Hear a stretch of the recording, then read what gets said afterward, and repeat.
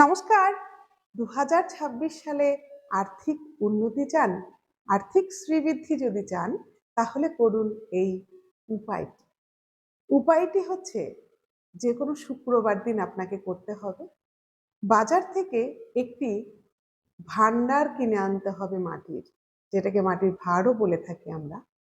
সেটি কিনে নিয়ে আসুন। স্নান করার পর শুদ্ধ বস্ত্রে ওই ভাঁড়টিকে গঙ্গা জল ছিটিয়ে শুদ্ধ করে নিন। তারপর এটাকে প্রতিষ্ঠা করার পালা। এটাকে স্থাপন করতে হবে। এটা আপনার বাড়ির উত্তর ডিরেকশনে একটু উঁচু জায়গাতে রাখার চেষ্টা করবেন। এই গঙ্গা জল ছিটানোর পর এই ভাণ্ডারের উপরে একটি স্বস্তিক আঁকবেন। সেই স্বস্তিকটা আঁকবেন কুমকুম, লাল কুমকুম অথবা লাল সিঁদুর দিয়ে একটি স্বস্তিক আঁকবেন। তারপর একটি 10 টাকার কয়েন দিয়ে দেবেন এবং 6 বার বলবেন ওম নমো ভগবতে বাসুদেবায় নমঃ। এই মন্ত্রটি 6 বার বলবেন।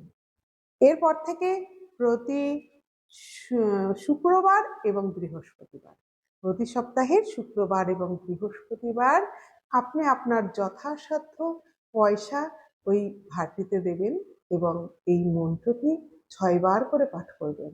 আপনি এটিতে প্রতিদিনও দিতে পারেন, কিন্তু বৃহস্পতি আর শুক্রবার দিন অবশ্যই দিতে হবে। এরপর দেখুন সারা বছর আপনার আর্থিক কষ্ট থাকবে না। আর্থিক উন্নতি দিনে দিনে বাড়বে এবং যে 25 সালে যে কষ্টটা পেয়েছিলেন আর্থিক, সেই আর্থিক সমস্যা ধীরে ধীরে মুক্ত হতে থাকবে। আপনি আপনার সাধ্যমতো স্নানের পর এখানে রাখতে শুরু করুন। এটি কিন্তু আপনার উত্তর দিকেই রাখতে হবে, আর ওটাকে আর নাড়ানো যাবে না, ওখানেই থাকবে। সারা বছর ধরে আপনি রাখতে থাকুন, উন্নতি হতে বাধ্য। যাই হোক, সকলে ভালো থাকুন, প্রতিটি মানুষের আর্থিক উন্নতি হোক, সুস্থ থাকুন সবাই। যাই হোক, আমার ভিডিও যদি ভালো লাগে লাইক, শেয়ার, কমেন্ট করুন, আর আমার দেওয়া তথ্যগুলো আপনি করতে থাকুন। দেখুন জীবনে উন্নতি হবে। রাধে রাধে।